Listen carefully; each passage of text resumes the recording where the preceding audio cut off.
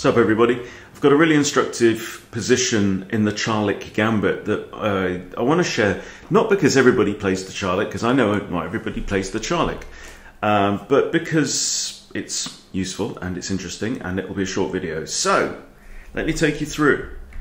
The first bit is particularly important for Charlie players. So this is the Charlie Gambit, the Hautlaub Charlie Gambit, and in the game, my opponent plays well. Defends the pawn, so they don't capture here, allowing me the quick development of the bishop.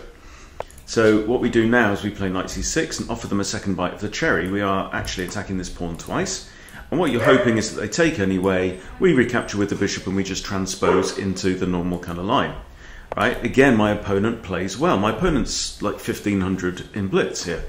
Okay, so they defend a second time, right? Which is what you kind of get in the England Gambit very often. But this is a completely different kettle of fish. Okay, so now you have to know how to respond to the best play from white. And the move is to proceed as normal, right? We'll just attack this knight. Okay, now what you're hoping is for the most commonly played move, which is e takes d6. It's played nearly 2 out of 3 games.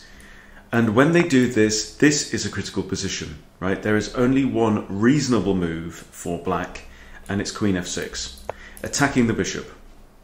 Okay. Now from here, there are several things that you can do, right? That white can do. They can push there and take, in which case I think you just recapture with the bishop. You're fine. But then we can go ahead and long castle like we want to. If they capture here, then I think we can probably safely take the bishop, actually. So there's a few. I've got 4 different chapters in the study here. Anyway, so in the game, my opponent plays queen d2. Now this is a blunder, and it's a good point to pause actually and say, what would you play as black in this situation? Because black is actually now in a winning position. But it all pivots on the next move, right? There's only one best move here. So there is a line, okay? I'll tell you that the most commonly played move, which is incorrect but still wins most of the time for black, is queen takes b2, right? But that has completely thrown away a winning advantage. Why? Because white has this.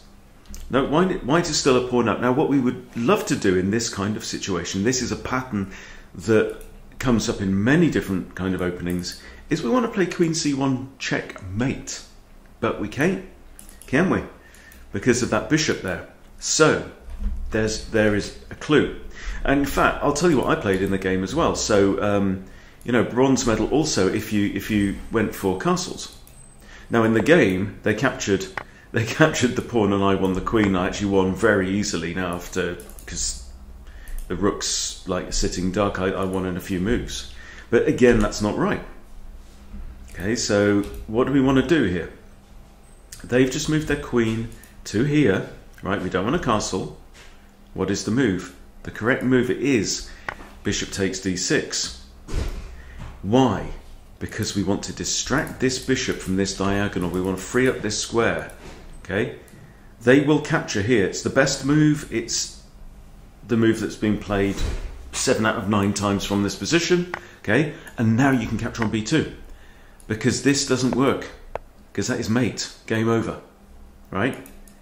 So they don't have that anymore. If they capture on c7, well, c7 is the best move. The most commonly played move actually is queen e3 check. You just block with the bishop, and you win, basically.